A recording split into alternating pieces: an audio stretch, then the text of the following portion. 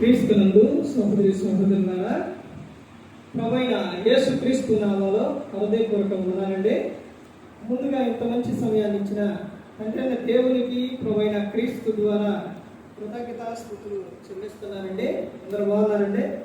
వాక్యం చదువుకొని ప్రార్థన చేసుకున్న తర్వాత పాఠంలోకి వెళదామండి.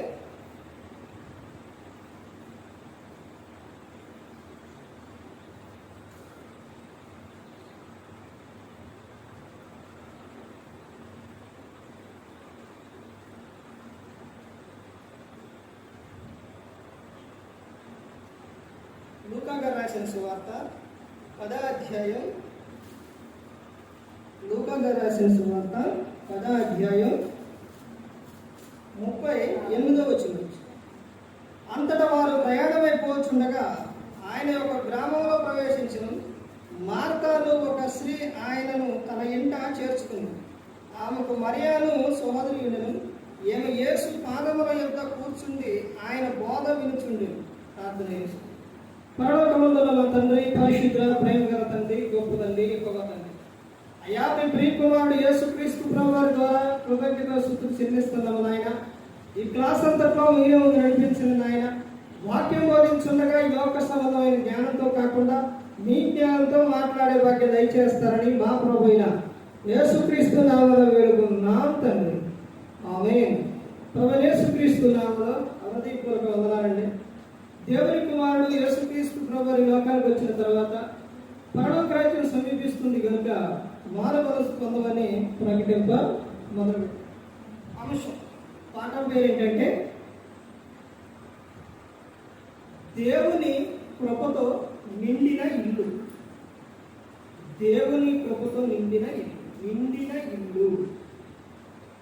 దేవుని కాపుదల, దేవుని భయం, దేవుని ప్రేమ, ఇవన్నీ కూడా నిండిన ఒక ఇల్లు. అంటే దేవుడు నరుని చేసిన తర్వాత ఆ తర్వాత పితరుల యుగంలో వాళ్ళు వ్యక్తి ఉన్న విధానం ఆ తర్వాత క్రమంగా వస్తున్న తర్వాత ఆదికాండం 2వ అధ్యాయం నుంచి కూడా ఏం కనబడతారంటే మొత్తం 50 అధ్యాయాలు కుటుంబం గురించి కనబడతాయి. తర్వాత నిర్గమకాండం, లేవియకాండం, సంఖ్యాకాండం, ద్వితీయోపదేశ కాండానికి వచ్చేసరికి అక్కడ ఏమైపోయారు అని అంటే ప్రజలు వాళ్ళ మీద ఎక్కువ పనుల భారం పడ్డాయి. ఆ తర్వాత దేవునికి మొరపెట్టుకుంటే దేవుడు మోషే గారి ద్వారా ఆయన పంపించి వాళ్ళందరినీ విడిపిస్తాడు. ఆ తర్వాత వాడు అరణ్య ప్రాంతానికి వెళ్ళిన తర్వాత అక్కడ నుంచి వాళ్ళు చేసిన తప్పులు మొత్తం కూడా ఇదైపోతారు. ఆ తర్వాత ఉన్న ప్రజలు యెహోషువ ఆ కాలంలోకి వచ్చేసరికి ఏం జరిగింది అని అంటే వీళ్ళని నడిపించే విధానం ఇవన్నీ మొత్తం కూడా అయిపోయింది. వీళ్ళందరూ కూడా ఇప్పుడు ఏమవ్వాలి అని అంటే స్థిరంగా ఉండాలి. యెహోషువ గ్రంథం, యెహోషువ రాసిన అవి ఎప్పుడన్నా చదివారంటే అవి చదివితే అర్థమవుతుంది మొత్తం కూడా. మోషేకి ఎలా తోడై ఉన్నానో నేను నీకు అలా తోడై ఉంటాను. అయితే వీళ్ళకి భూమినిచ్చి వాళ్ళ ఇల్లు కట్టుకోవడానికి ఆ స్థలాలు ఇవన్నీ మొత్తం కూడా ఎక్కడ జరిగింది అంటే యెహోషువలోనే అక్కడే జరిగింది. అప్పుడు ఆ సందర్భంలోనే ఒక కుటుంబంగా ఏర్పడ్డ తర్వాత అప్పటికి కూడా ప్రజలు ఎలా ఉన్నారనంటే వాళ్ళ ఇష్టానుసారంగా జీవించేస్తున్నారు. అప్పుడు యెహోషువ గారు చెప్తారు కదా, మీరు మీ ఇష్టానుసారంగా ఎట్టాను ఉండండి, మీరు ఏమన్నా కానీ ఎట్టాను ఉండండి. అక్కడ ఏమని చెప్తారు, నేను నా ఇంటి వారు యెహోవాను సేవించెదము. ఎవరు చెప్పారు? యెహోషువ గారు. అక్కడికి వచ్చేసరికి ఏమైంది? ఇల్లు వచ్చేసింది, స్థిరం వచ్చేసింది, కుటుంబం వచ్చేసింది.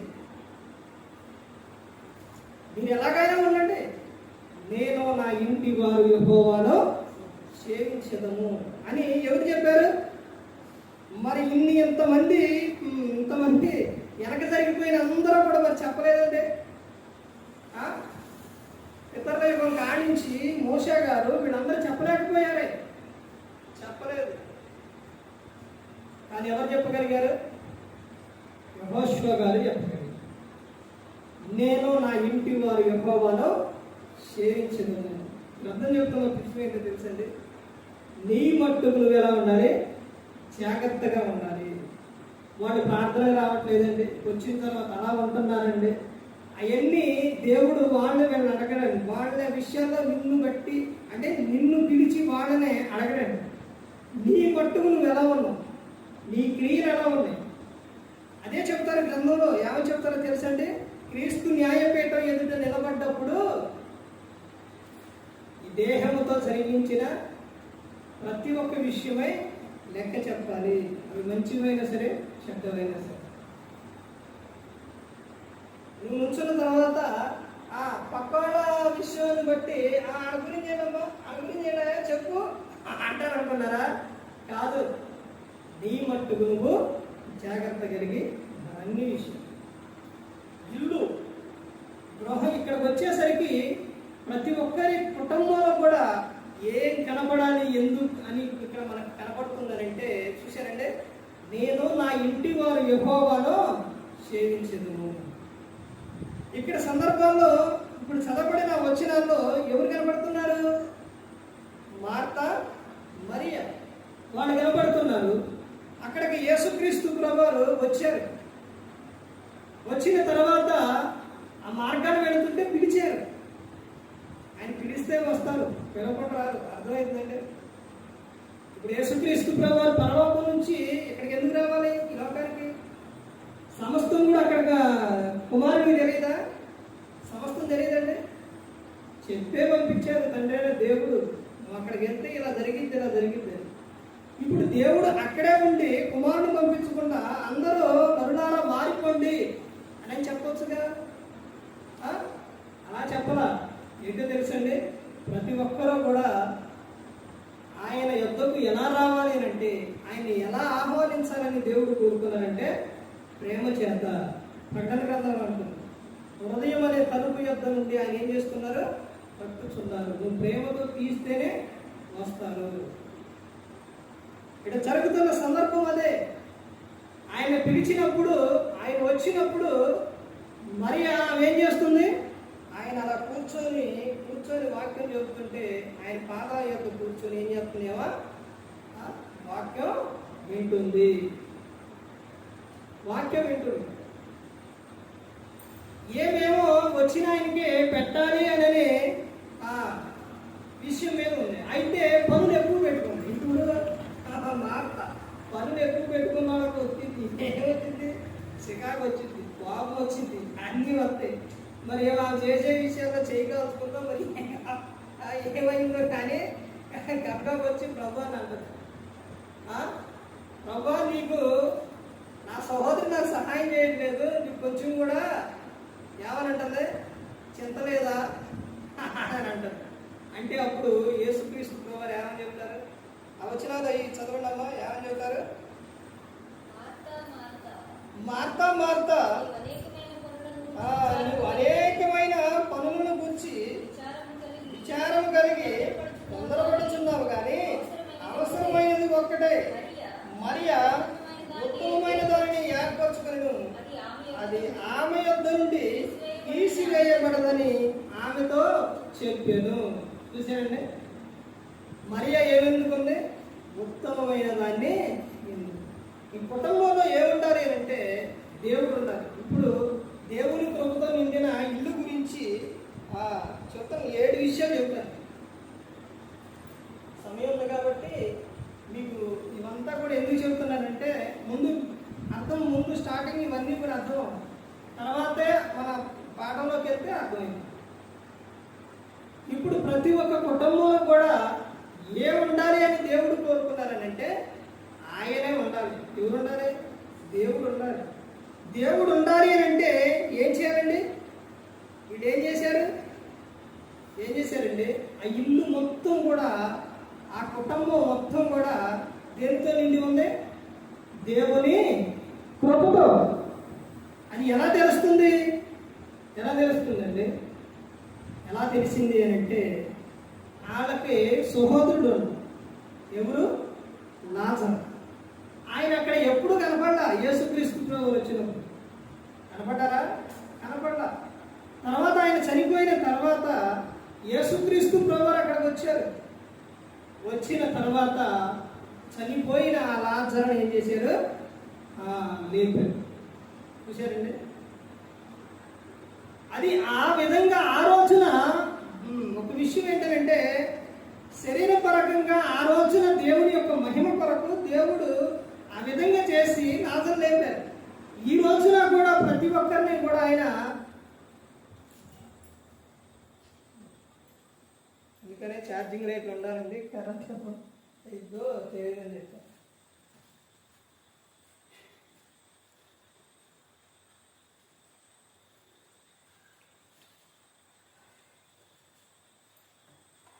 దేవుని యొక్క కృపా కాపుదల అక్కడ నిండి ఉంది కాబట్టి చనిపోయిన లాజరును లేపాడు. ఈ రోజున కూడా కుటుంబంలోని ఆ విధంగా లేపడానికి ఎలా లేపుతారు అని అంటే, ఇప్పుడు ఆత్మరూపకంగా ఎలాగో, ఒకవేళ నీ కుటుంబంలో భర్త కానీ, భార్య కానీ, పిల్లలు కానీ, తల్లిదండ్రులు కానీ ఎవరైనప్పటికీ లోకానుసారంగా జీవిస్తూ దేవుడంటే భయం లేకుండా ఉన్నప్పుడు ఆయనకు మొరపెట్టుకుంటే నువ్వు ఒక్కడవే నీవు దేవునికి మొరపెట్టుకున్నప్పుడు దేవుడు వారిని ఏం చేస్తారంటే, వారిని లేపుతారు. ఎలాగనంటే వారిని బాగు చేస్తారు, వారిని కాపాడతారు, వారిని కరుణిస్తారు. ఇక్కడ జరిగిన విషయం అదేనండి. దేవుని కృపతో నిండిన ఆ ఇల్లు అక్కడ ఏముంటుంది అని అంటే, మనం గ్రంథంలో చూసిన విధంగా మనం గ్రంథంలోకి వెళ్ళి చూస్తే అక్కడ ఏం కనబడుతుందనంటే, అపోస్తల కార్యాలు 1వ అధ్యాయం, ఇప్పుడు కరెంట్ లేదు కాబట్టి మనకు కనబడదండి. చూడండి, దేవుని కృపతో నిండిన ఇల్లు అక్కడ ఏముంటుందనంటే సహవాసంతో నిండిన ఇల్లు. సహవాసం ఉంటుంది. దేవుని కృపతో నిండిన ఇంటిలో ఏముంటుందండి? సహవాసం. అందరూ కూడా ఒక ఐక్యత కలిగి ఉంటారు, ఒక ప్రేమ కలిగి ఉంటారు, సహవాసంగా ఉంటారు. అక్కడ ఏముంటుంది అని అంటే ప్రార్థన ఉంటుంది.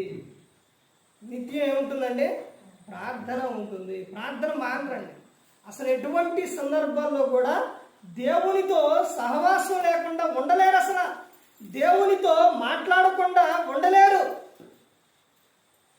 దేవుని సహవాసం అక్కడ ఉంటుంది. దేవుని కృపతో ఆ నిండిన ఇల్లు ఎలా ఉంటుందంటే, అక్కడి నుంచి ఏమైనా పడతాయో తెలుసండి? మంచి అంటే దేవుని కీర్తనలు, ప్రార్థన, వాక్యాలు, పాటలు ఇవన్నీ కూడా వినపడతాయి.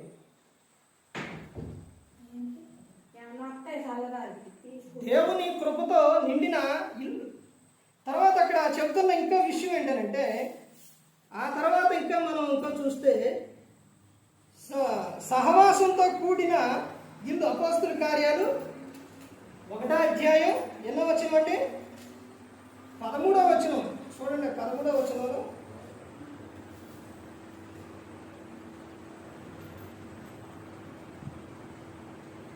చదువు.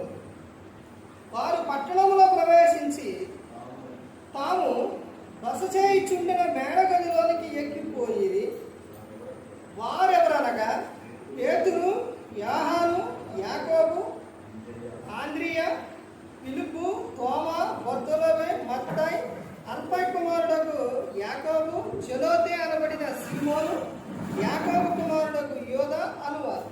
వీరందరూ వీరితో కూడా కొందరు స్త్రీలను, యేసు తల్లి అయిన మరియయు ఆయన సహోదరును ఏక మనసుతో ఎడతెగక ప్రార్థన చేయుచుండిరి. ఎక్కడంట? దేవుని కృపతో నిండిన ఎక్కడ? మేడగది. ఇక్కడ చెప్తున్న సందర్భం ఏంటి అని అంటే సహవాసంతో నిండిన ఇల్లు.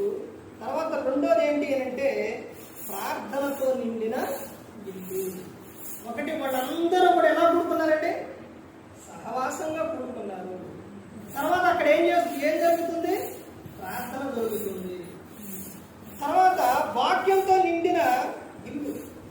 తర్వాత దేవుని నిర్ణయంతో నిండిన ఇల్లు, పండగతో నిండిన ఇల్లు, పరిశుద్ధాత్మతో నిండిన ఇల్లు, ఆశీర్వాదములతో నిండిన ఇల్లు. ఇవన్నీ కూడా ప్రతి ఒక్కటి కూడా ఎక్కడానంటే దేవుని కృపతో నిండిన ఇంటిలో కనపడే విషయాలు ఇవన్నీ. దేవుని కృపతో దేవుని ఆశీర్వాదముతో నిండిన ఆ ఇల్లు ఎలా ఉంటుందంటే అసలు అది ఎప్పుడు కూడా ఒకవేళ ఏదైనా ఒక బాధ అయినా శ్రమ అయినా అయినప్పటికీ కూడా అక్కడ ఏముంటుందంటే ఆనందంగా ఉంటుంది, సంతోషంగా ఉంటుంది. మేమన్నీ కూడా ఎవరు చూసుకుంటారు అని అంటే ఎవరు చూసుకుంటారు? దేవుడు చూసుకుంటారు అన్నీ. అందుకనే చెబుతున్నారు కదా, నీ పనుల భారము యెహోవా మీద మోపు అని చెబుతుంది. ఇక్కడ చెబుతున్న సందర్భం దేవుని నిర్ణయంతో నిండిన ఇల్లు, పండగతో నిండిన ఇల్లు. పండుగ అదేం కనపడుతుందండి? పండగ వాతావరణం కనపడుతుంది. ఇప్పుడు పండుగ వచ్చింది అనుకోండి, ఎలా ఉంటుంది? చాలా సంతోషంగా ఉంటుంది. ఇక్కడ ఒక అర్థం ఏంటి అని అంటే దేవుడు చెప్పిన ఒక అర్థాలు ఏంటి అని అంటే ఆత్మ సంబంధమైన విషయాలు ఇవన్నీ, శరీర సంబంధమైన విషయాలు కాదండి. పండగతో నిండిన ఇల్లు అని అంటే అక్కడ పండగ వచ్చినప్పుడు ఎలా అయితే ఉంటుందో ఎల్లప్పుడూ కూడా వారి కుటుంబం అదే విధంగా ఉంటుంది. అందుకనే కీర్తన 128వ కీర్తనలో చెప్పిన విషయం, యెహోవా యందు భయభక్తులు కలిగి ఆయన త్రోవల యందు నడుచు వారందరూ ధన్యులేనండి. అది అలాంటి ఆశీర్వాదం ఎవరికి వస్తుంది అని అంటే ఆయన యందు భయభక్తులు కలిగి ఉన్నారు. అది ఒకరితో పోదు. అర్థమైందండి? నువ్వు చేసే ప్రార్థన, నువ్వు దేవుని యందు భయభక్తులు కలిగి నువ్వు ఉంటే అది ఒకరితో పోదండి. నీ ఒక్కడితోనే పోదు. నువ్వు ఇది ఎలాగనంటే నువ్వు దేవుని దగ్గరకే వెళ్ళావు, దేవునితో నువ్వు సహవాసం చేస్తావు. తర్వాత యేసుక్రీస్తు ప్రభువారు ఆయన వెంట నువ్వు ఉన్నావు, ఆయన నీ గృహానికి వచ్చావు. ఇక మొదట్లో చదవబడిన సందర్భం వచ్చిన తర్వాత నీ కుటుంబంలో ఎవరెవరు ఉన్నారు? అప్పుడు ఎవరికి తెలిసిపోతుంది? నీ వెంట వచ్చిన యేసుక్రీస్తు ప్రభువారికి తెలిసిపోతుంది. ఇప్పుడు మార్తా మరియ వాళ్ళు వాక్యం వింటుంటే అక్కడికి వచ్చినప్పుడు లాజరుండా, మరి ఎలా తెలిసింది యేసుక్రీస్తు ప్రభువారికి? ప్రార్థనలో లేడు, కానీ ఆయనకి తెలిసింది. ఆయన ఈయన చాలా బడా సోదరుడు. అమ్మ ఎవరెవరు ఉంటున్నారు? అయ్యా, నేను, మా అక్క, లేదా మా చెల్లి, మా తమ్ముడు, మేము ముగ్గురు ఉంటాం. చూసారా? అలాగే నీ కుటుంబంలోనికి యేసుక్రీస్తు ప్రభువారు నువ్వు ఆహ్వానించావు. వెంట రావడం అంటే, ఆయన రావడం అంటే, నీ వెంట రావడం అంటే నువ్వు పిలిచి నువ్వు ఆహ్వానించావు. వచ్చారు. ఇప్పుడు వచ్చిన తర్వాత నీ భర్త లేడు, నీ భార్య లేదు, ఎవరైనా ఒకటి లేరు అనుకోండి, చెప్తున్నారు సందర్భం. పిల్లలు లేరు. ఎక్కడ లేరు? ఆయన వచ్చినప్పుడు అక్కడ లేరు, బయటికి వెళ్ళిపోయారు. అక్కడ లేరు. ఇప్పుడు వచ్చి నిన్ను అడిగారు, భర్తనో భార్యనో లేకపోతే పిల్లలు ఎవరో ఒకళ్ళు అడిగారు. అడిగినప్పుడు ఏమని చెబుతారు? ఇప్పుడు ఇంకా అర్థం అవ్వాలంటే ఎలా ఈ లెక్క కోసం వచ్చినప్పుడు ఏం చెప్తారండి? నువ్వు ఇంతమంది అంటే ఇంతమంది అని చెప్తారా లేదా? క్రీస్తుకు తెలుసు, ప్రతి ఒక్కరు తెలుసు. కానీ ఆయన అక్కడికి వచ్చినప్పుడు నీ ఇంటి వారందరి గురించి నువ్వు చెబుతావా లేదా? చెబుతావు. అప్పుడు నీ ఇంటి వారందరూ కూడా ఎవరు దృష్టిలో ఉన్నారు? దేవుని దృష్టిలో ఉన్నారు. అంటే ఏమే నా భక్తురాలు, ఏమ నా భక్తుడు అంటే ఈ ఏమకు సంబంధించి వీళ్ళందరూ ఉన్నారు. అంటే నేను ఏం చేయాలి? ఆయన ఏం చేస్తారు? అప్పుడు నీతో పాటు వాళ్ళందరినీ కూడా ఏం చేస్తారు? కాపాడుతారు. అర్థమవుతుందంటే విడిచిపెట్టరు. ఎందుకనంటే నువ్వు ఆయన ఏం చేస్తున్నావు? నువ్వు ప్రేమిస్తున్నావు, ఆయనతో నువ్వు సహవాసం కలుగుతున్నావు, నిత్యం నువ్వు ఆయనతో మాట్లాడుకుంటున్నావు. ఇప్పుడు తర్వాత కూడా దేవుడు ఆ కుటుంబాన్ని ఎప్పుడు కూడా బైబిల్ గ్రంథంలో సౌలు కుమారుడు దావీదు గారు. ఇప్పుడు సౌలు కుమారుడు రాజు, తర్వాత దావీదు గారు రాజు. మీకు అర్థమని చెప్తాను. ఇప్పుడు దావీదు గారు సౌలు కుమారుడు వీళ్ళిద్దరూ బాబామర్ది అయినప్పటికీ స్నేహితులాగా ఉంటారు. ప్రతి ఒక్కటి కూడా సౌలు అంటే వాడి ఇంటికాడ జరిగే విషయం సౌలు కుమారుడు వచ్చి ఎవరు చెప్పేవాడు? దావీదు గారికి చెప్పేవాడు. అసలు మా నాన్న రాజు, నేను రాజు అవ్వాలి, నువ్వేంటి అయ్యేది, నీకేంటి చెప్పేది అని అండండి. అనలేదు. అసలు ఎంత ప్రతి ఒక్కటి ఇదిగో మా నాన్న ప్లాన్ చేస్తాడో, ఇదిగో నువ్వు ఇప్పుడు రా లేకపోతే ఇప్పుడు వద్దు అని ప్రతి ఒక్కటి కూడా దావీదు గారికి చెప్పాడు. ఆ తర్వాత కొన్ని రోజులు అయిన తర్వాత సౌలు కుమారుడు చనిపోయాడు. తర్వాత ఈ సౌలు కుమారుడికి ఒక కుమారుడు అతన్ని కాపాడే సందర్భాల్లో ఏమైపోయిందంటే అతను కింద పడి కాలుకి తగిలి అవి కుంటూ కూడా ఎదురు అంటే నడవలేని పరిస్థితులు. ఆ తర్వాత కొంతకాలం అయిన తర్వాత దావీదు గారు సౌలు కుటుంబంలో ఎవరైనా ఉన్నారా అని పంపిస్తారు. ఎవరు? దావీదు గారు పంపిస్తే ఎవరైనా ఏమనుకుంటారు అంటే రాజుల కాలంలో ఎలా ఉంటుందంటే ఎవరన్నా రాజుగా ఉన్నా వ్యతిరేకంగా ఉన్నా లేచేయడమే, ఆ విధంగా అనుకుంటారు. తర్వాత ఇదిగో అయ్యా ఒకళ్ళు ఉన్నారు అని సౌలు కుటుంబంలో ఒక వ్యక్తి ఉన్నాడు అని చెప్పినప్పుడు యోనాతాను ఆ కుమారుడు ఎవరు? మెఫీబోషెత్. అప్పుడు అతన్ని తీసుకున్నమాట. ఆలోచించింది అయిపోయింది, పిల్లడు పని అయిపోయింది అనమాట.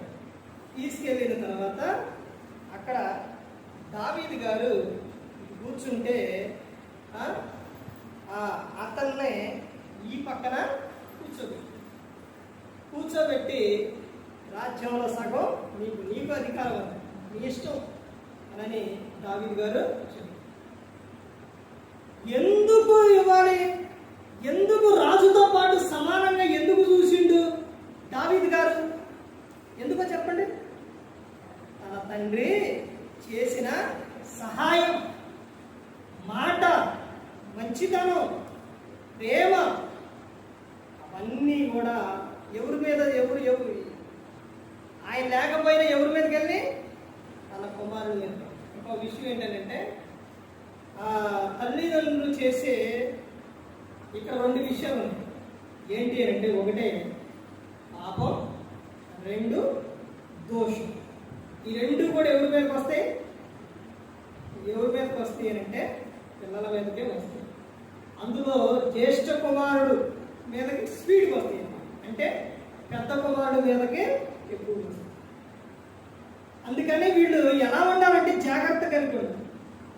నీ ప్రతి ఒక్క తప్పు కూడా, ప్రతి ఒక్క పాపం నీ పిల్లల మీదకి రాకుండా నువ్వేం చేయాలి అంటే ప్రార్థన చేయాలి. నీ ప్రతి ఒక్కటి ఒప్పుకోవాలి. తర్వాత దోషం, ఇది వల్ల దేవుడు ఇది చేస్తే అయ్యా తప్పు అయిపోయింది, నా పిల్లల మీదకి రావద్దు అయ్యా, మాతోనే క్షమించయ్యా అని అంటే దేవుడు క్షమిస్తాడు. ఇదేంటి? పాపాన్ని. ఇది మాత్రం చాలా జాగ్రత్త కలిగి ఉండాలి. ఏంటది? దోషం. దీనిని బట్టే చాలా మంది ఈ రోజున ఈ లోకం నుంచి వెళ్ళిపోతారు. ఏంటా దోషం అంటే? ఏంటి దోషం అంటే? ఏంటంటే అప్పు. అర్థమైందంటే అప్పు అండి, అప్పులు. ఇవి తల్లిదండ్రులు చేసే ఆ అప్పులు అంటే దాన్ని దోషం అంటారు. అవి ఎవరి మీదకి వస్తాయి అని అంటే పిల్లల మీదకి వస్తాయి. అందులో ఎవరు అడుగుతారు అని అంటే ఇంటిలో పెద్ద కుమారుడే ముందు అడుగుతారు. అర్థమవుతుందంటే ఎక్కడన్నా ఉన్నాయి ముందు ఫోన్ చేయడం ఎత్తినారు. ఎవరు అడుగుతారు? నేను బాగా గమనించానండి, చాలా తెలుసుకున్నాను. ఎవరి మీదకి వస్తాయి అని అంటే పెద్ద కుమారుడి మీదకే. అందుకనే అవి రాకుండా వాటిని అవసరానికి తీసుకున్నా చేసినా అవి తీర్చే విధంగా ఉండే విధంగా ఉండాలి. కానీ దానిని అలాగే వదిలేస్తే తర్వాత అది ఏమవుతుందో తెలుసంటే తర్వాత పిల్లల మీద. అందుకని ప్రతి ఒక్కటి కూడా జాగ్రత్త కలిగి ఉండాలి. ఇక్కడ జరిగిన విషయం అదే. ఒకళ్ళు వాళ్ళు చేసిన పెద్దలు ఏదైతే ఉందో అది తర్వాత తరానికి పిల్లల మీద పడుతుంది. అది మంచి అయినా చెడైనా ప్రతి ఒక్కటి ఇక్కడ కలిగి ఉన్న విషయం అదే. ఇక్కడ చెప్తున్న సందర్భం అదే. దేవుని కృపతో నిండిన ఇంటిలో ఏముంటుంది? సహవాసం ఉంటుంది, ప్రార్థన ఉంటుంది, వాక్యం ఉంటుంది, పరిశుద్ధత ఉంటుంది. తర్వాత ఇంకా ఏముంటుందంటే దేవుని నిర్ణయంతో నిండిన ప్రతి ఒక్కటి కూడా. ఏ నిర్ణయం ఎవరు ఆ నిర్ణయం ఎలా తీసుకుంటారనంటే లోక సంబంధంగా తీసుకుంటారు. ఎలా తీసుకుంటారు? దేవుని నిర్ణయం అంటే ప్రార్థనతోనే ఏం చేస్తారు? ప్రారంభిస్తారు. ప్రార్థనతోనే ప్రతి ఒక్కటి కూడా దేవునికి చెప్పి దేవుని అడిగి ఆ తర్వాత దేవునితో నిర్ణయించబడిన ఇల్లు. తర్వాత పండగతో నిండిన ఇల్లు, పరిశుద్ధాత్మతో నిండిన ఇల్లు. చాలా జాగ్రత్త. పరిశుద్ధాత్మతో నిండిన ఇల్లు. పరిశుద్ధాత్ముడు ఏం చేస్తానంటే నువ్వు బూతు మాట మాట్లాడుతాను, ఇది తప్పు అయితే తప్పు అని అంటాడు. నువ్వు కరెక్ట్గా లేకపోతే అసలు ఇంకొక విషయం ఏంటో తెలుసండి, పరిశుద్ధాత్మతో ఆ ఇల్లు గల నిండి ఉంటే అసలు ఎంత సంతోషం ఉంది. అలాగనా లేకపోతే నువ్వు ఒక్కదానివే నమ్ముకొని నువ్వు ఒక్కడవే నమ్ముకుంటే నీలోనే ఉండి మిగతా వాడు లేకపోతే దేవుడు అది ఎంత భయంకరంగా ఉంటుందో తెలుసండి. ఎలా ఉంటుందంటే నీకేమో ప్రతి ఒక్కటి కూడా అబద్ధం ఆడకూడదు, దొంగతనం చేయకూడదు, వ్యర్థమైన మాటలు రాకూడదు, లేకపోతే ముసలము ముచ్చట్లు రాకూడదు, ఏవి రాకూడదు నీకు ఉండింది. ఎందుకంటే నువ్వు పరిశుద్ధాత్మతో నిండి ఉన్నావు కాబట్టి. ఇప్పుడు చేసే పనిలో కూడా ఇప్పుడు ఈ డబ్బా ఉంది, ఇంకా 4-5 డబ్బాలు ఎక్కడైనా పడేసి ఉండే అనుకుంటా నీకు నచ్చుతుంది. తర్వాత ఏంటంటే ఏదైనా తుప్పు చూసేవాళ్ళు చికాకు ఉందనుకోండి, అది నీకు నచ్చదు. అర్థమైందంటే ప్రతి ఒక్కటి కూడా నీట్గా శుభ్రంగా అందంగా ప్రతి ఒక్కటి ఉండాలని నీకు. ఎందుకనంటే నువ్వు ఏం పొందావు? పరిశుద్ధాత్మ వరం నువ్వు పొంది నీకు అలా ఉంది. మిగతా వాళ్ళు పరిశుద్ధాత్మ వరంతో నిండకుండా పరిశుద్ధాత్మతో లేకుండా ఉంటే అసలు ఇక అక్కడ ఉండిద్దండి. అమ్మో, అసలు నువ్వు చెప్పే ప్రతి ఒక్కటి అది నచ్చదు. అర్థమైందండి? అస్సలు నచ్చదు. వాళ్ళు రివర్స్లో వస్తూ ఉంటారు. అదే అంటుంటారు. నువ్వేమో ఇలా చెప్పు, వాళ్ళేమో అలా నచ్చదు. అక్కడ ఏమైంది? గొడవ. అర్థమైందండి? వాడు నిన్ను ఏదో ఒకటి అంటనే ఉంటారు. కానీ ఇక్కడ చెప్తున్న విషయం ఏంటో తెలుసంటే పరిశుద్ధాత్మతో నిండిన అంటే అందరూ కూడా పరిశుద్ధాత్మతో నిండి ఉంటే పండగే అక్కడ. అసలు అందరూ కూడా ఎవరో పని వాడు చేస్తారు, ఒకడి మీద ఒకడు పెట్టరు. తర్వాత ఇంకో విషయం ఏంటంటే ఐక్యత ఉంటుంది. తర్వాత అక్కడ చికాకు, గొడవలు, ఎల్లలు ఇలాంటి ఏముండవు. ఒకవేళ భార్య మాట్లాడినా అందరిలో మాట్లాడినా భర్త చదువుతుంది, భర్త మాట్లాడినా భార్య, అలాగే పిల్లలంతా కూడా ఒక క్రమంగా అనేది అక్కడ ఉంటుంది. దేనితో ఎప్పుడు పరిశుద్ధాత్మతో నిండిన అంటే అక్కడ ఏముంటుందో తెలుసండి. ఉదయం లెగంగానే మొట్టమొదటిగా లెగంగానే ఏం చేస్తారో తెలుసండి? ప్రార్థన చేసుకుంటాం. తర్వాత సాయంత్రం నైట్ అయ్యేసరికి అక్కడ ఏం జరుగుతుందో తెలుసండి, కుటుంబ ప్రార్థన ఉంటుంది. ప్రార్థన ఉంటుంది అక్కడ. పరిశుద్ధాత్మతో నిండిన ఇంటిలో నిత్యం ఏముంటుంది? ప్రార్థన ఉంటుంది. ఇప్పుడు భర్త బయటికి వెళ్ళినాడు, జాబ్కో పనికో వెళ్ళినాడు, ఆయన రాలేదనుకోండి, ఇది పలానా ఈ సమయం 8 లేకపోతే 8:30 ఈ టైంలోని ఏం చేస్తారు? తర్వాత టైం అంటే 9, ఆ తర్వాత అంటే నిద్ర టైం. ఈ సమయాల్లో ఏం చేస్తారు? ప్రార్థన చేసుకుంటారు.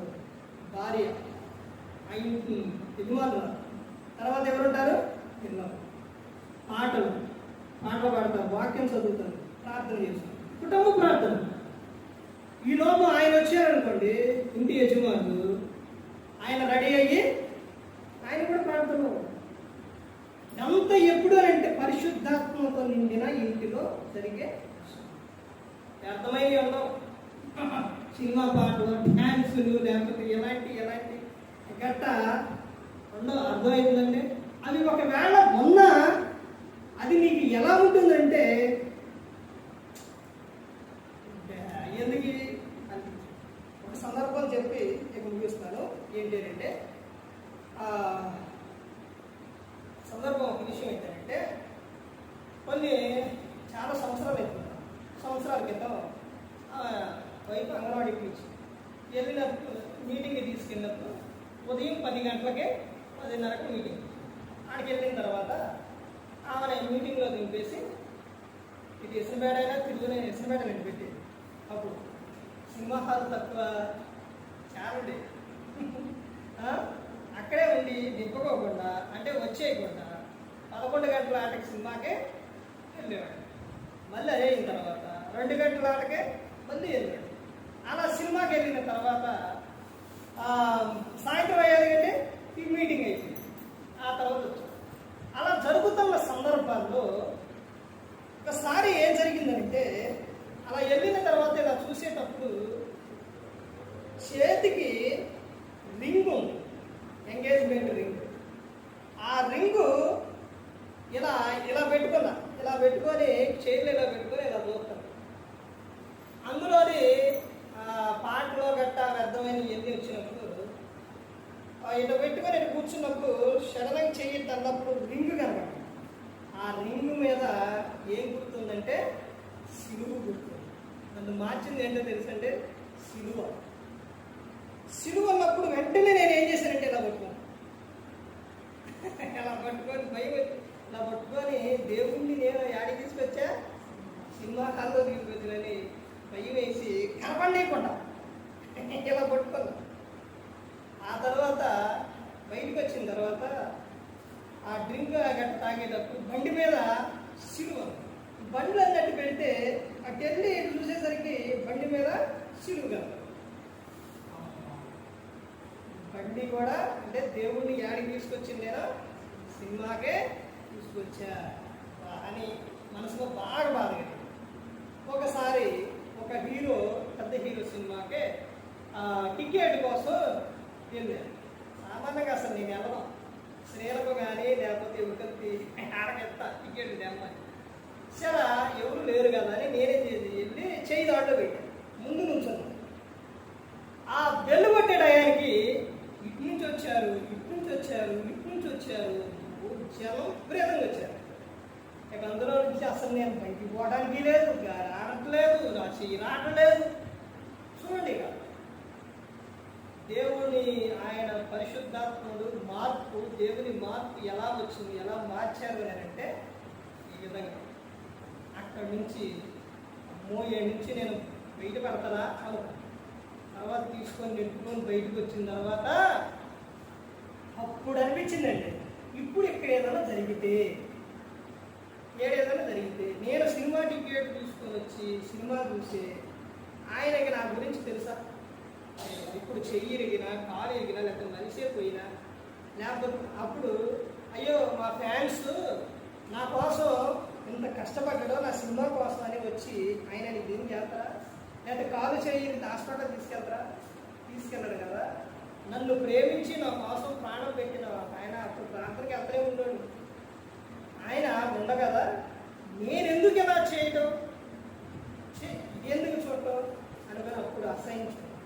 తర్వాత దేవుని నేను సినిమాకి తీసుకొచ్చానని ఆ తర్వాత అక్కడ తెలుసుకున్నాను. ఆ తర్వాత ఫోన్లో ఈ పాటలు ఎన్ని డిలీట్ చేసేసి తర్వాత ప్రభాతి క్రమం నడిపేటప్పుడు పైకి వచ్చేవాడు కాదు, ఇక్కడ పైకి వచ్చేవాడు కాదు. ఇప్పుడంటే ప్రతి ఒక్కళ్ళు చాలా మంది అందరూ పైకి వచ్చేస్తున్నారు. ఎందుకనంటే దేవుడు దీన్ని ఏం చేసిండు, యేసుక్రీస్తు ప్రభువారు అసలు అతి పరిశుద్ధ స్థలం ఆవరణం గురించి తెలిస్తే గతగత భయం పుట్టింది.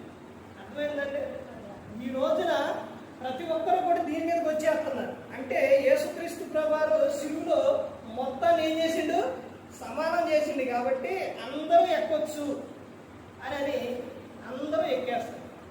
అయితే ఒక విషయం ఏంటంటే దీని మీదకి రావడానికి నిన్ను నీవు ఏం చేసుకోవాలి, పరీక్షించుకోవాలి. అర్థమవుతుందంటే ఒక ఆమె అమ్మ వయసు ఉంది, నేను ప్రార్థనకి వెళ్ళాను. పొరపాటు ప్రార్థనకి వెళ్తే నేనేం చేశానంటే ఆ పైన బుక్ ఏదో ఉంటే కాలు దాని మీద పెట్టి పైకి ఎక్కపోయి తీసుకుందామని ఎక్కపోయా. అయ్యే బాబు ఎక్కకూడదు అని.